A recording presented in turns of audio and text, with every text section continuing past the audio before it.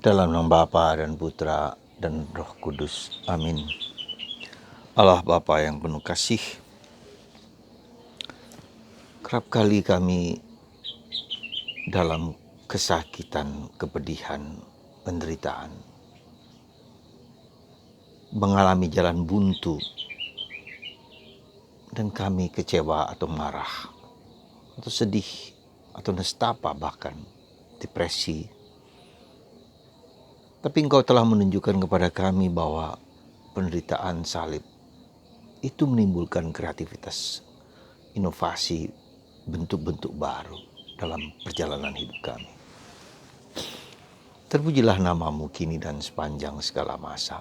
Amin. Para saudaraku yang terkasih, dalam bacaan pertama hari ini kita mendengar bagaimana Stefanus dibunuh. Dan orang-orang Kristen awali dikejar-kejar dan dimasukkan ke penjara, bahkan oleh seorang yang kemudian kita tahu bernama Saulus, yang menjadi pemimpin di antara mereka yang mengejar-ngejar orang Kristen awali. Tapi justru dengan penderitaan dan pengejaran dan hal-hal yang demikian itu mereka menderita, justru para rasul menyebar kemana-mana. Ya, para rasul mewartakan kemana-mana, Filipus, ya, dan semua rasul-rasul mewartakan Kristus. Ini menunjukkan kepada kita satu aspek lain dari problem hidup kita, dari penderitaan, dari salib, dari kesulitan-kesulitan itu seringkali tidak jarang membuat orang menjadi kreatif, inovatif, menemukan cara-cara baru bagaimana menyelesaikan hal-hal yang sebelumnya tidak terpikirkan menjadi terpikirkan. Dan itu ternyata benar. Ketika seseorang mungkin dipecat dari perusahaannya atau karena lengser karena harus di PHK, ternyata pengalaman PHK itu membuat mereka menciptakan sesuatu perbuatan-perbuatan dan karya-karya baru yang sebelumnya tidak terpikirkan, lalu menjadi sukses lebih daripada yang sebelumnya mereka dapatkan. Dan ini banyak kali dalam kehidupan kita kebersamaan, dalam apapun juga. Jadi selalu penderitaan dan salib dan problem itu bermata dua.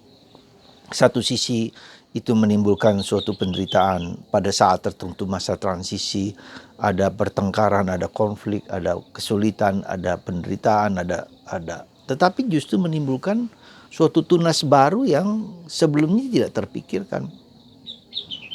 Jadi itulah ketika cara kita memandang sesuatu, ya, cara kita mengalami sesuatu, cara kita menemukan sesuatu, ternyata memang ada sesuatu yang seringkali terpaksa dan dipaksa untuk berada dalam situasi yang kreatif seperti itu.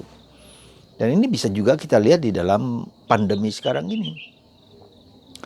Dengan pandemi yang lebih dari setahun ini, ya, dan sekarang ternyata juga tidak selesai-selesai karena menimbulkan varian baru dari virus tersebut, virus corona tersebut. Di India semakin banyak orang menderita dan mati, dan rumah sakit kewalahan untuk mengadakan penguburan pada mereka semua. Ya. Jadi ada berbagai macam varian lain. Jadi vaksin tidak hanya untuk satu, ya, suatu virus, tetapi sekarang menjadi menyebar. Ya, dan itulah yang terjadi pada situasi sekarang pandemi ini. Tetapi kita melihat bahwa pandemi ini juga menimbulkan sesuatu yang baru. Banyak sekali penemuan-penemuan baru. Orang dipaksa untuk mencari solusi, mencari obat terhadap vaksin tersebut, terhadap virus tersebut. Tetapi juga lebih daripada itu. Dengan penggunaan internet, dengan penggunaan alat-alat transportasi dan segala macam, dan segala penemuan, begitu banyak sesuatu yang dipaksa orang untuk tidak hanya mengembangkan sesuatu, tapi lebih dalam daripada itu, memperdalam, ya, menghayati kedalaman. Orang mengalami kesulitan-kesulitan seperti itu, tetapi kemudian menemukan sesuatu yang mereka duga, mereka kira, tidak mereka duga sebelum-sebelumnya bahwa itu akan terjadi dalam hidup kita manusia.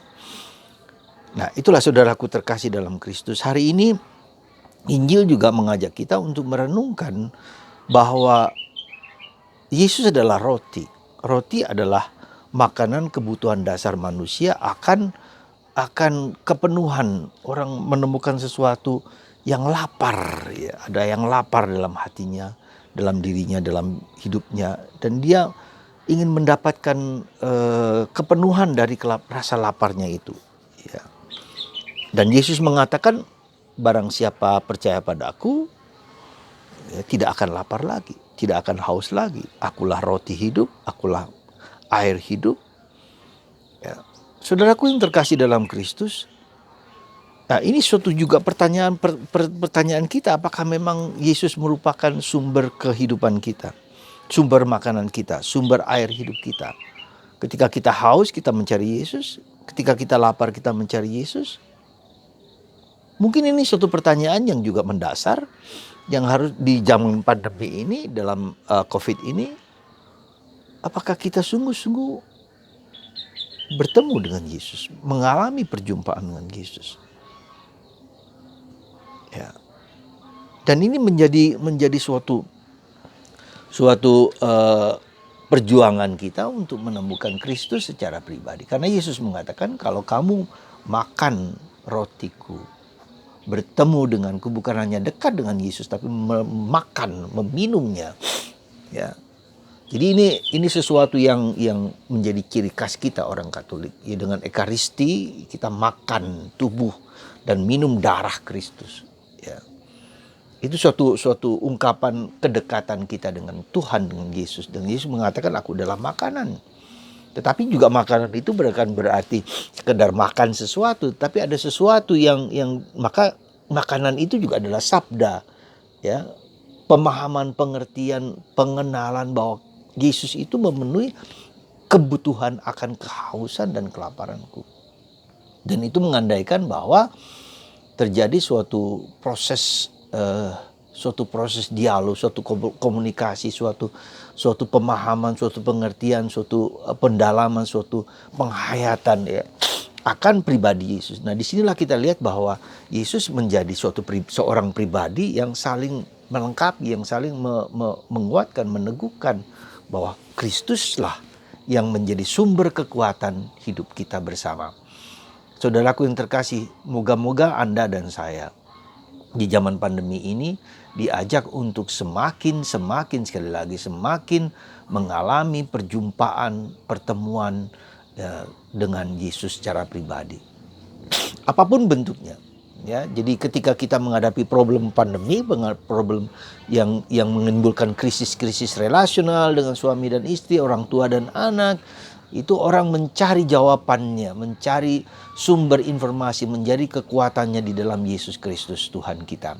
Semoga Yesus sungguh-sungguh menjadi makanan, menjadi minuman, ya, yang memuaskan dahaga dan kelaparan kita. Tetapi juga terus mencari, ya, dahaga dan kelaparan kita itu juga ada batasnya, ya. Kita menemukan sesuatu.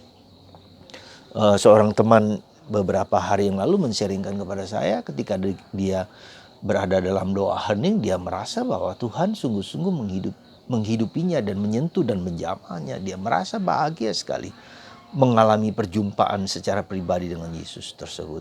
Dan itu suatu proses perjuangan dan pergulatan, di mana Yesus akhirnya memberikan dirinya, menumbuhkan sesuatu dalam diri orang tersebut, mengalami perjumpaan dengan Yesus. Semoga kasih Kristus yang nyata, yang terus diberikan kepada kita, yang terus disalurkan kepada kita, membuat kita semakin tidak mudah putus asa dalam situasi yang berat sekalipun. Sekali lagi, tidak mudah putus asa, terutama dalam penderitaan dan salib. Ketika salib itu terjadi kreativitas, terjadi inovasi, terjadi penemuan-penemuan baru, ya, yang harus kita gali, kita perjuangkan, dan akhirnya kita menemukan Yesus. Pelan-pelan dengan penuh kekuatan karena ini rahmat Tuhan dan inilah Paskah. Tuhan mau datang, kita alami, kita rasakan, kita mengerti, kita pahami. Yesus yang membuka mata kita, yang membuka hati kita, membuka seluruh diri kita untuk mengerti bahwa karya keselamatan Tuhan sungguh memang diberikan kepada kita ketika kita mencari Dia. Sekali lagi saudaraku terkasih, Yesus adalah makanan dan minuman ilahi. Dan ini menunjukkan kepada kita supaya kita mencari Dia tidak hanya secara fisik, secara lahiriah, tetapi harus secara batinia. Mata batinia, panca indera batinia, sehingga kita merasakan Yesus yang hidup, yang kuat dan bahagia, yang memberikan kepada kita kekuatan-kekuatan yang tak terhingga. Semoga Tuhan melimpahkan rahmat dan berkat kepada Anda semua dan kepada kita semua, kasih karunia-Nya yang melimpah. Terima kasih atas rahmat itu. Tuhan memberkati Anda semua dalam nama Bapa dan Putra dan Roh Kudus. Amin.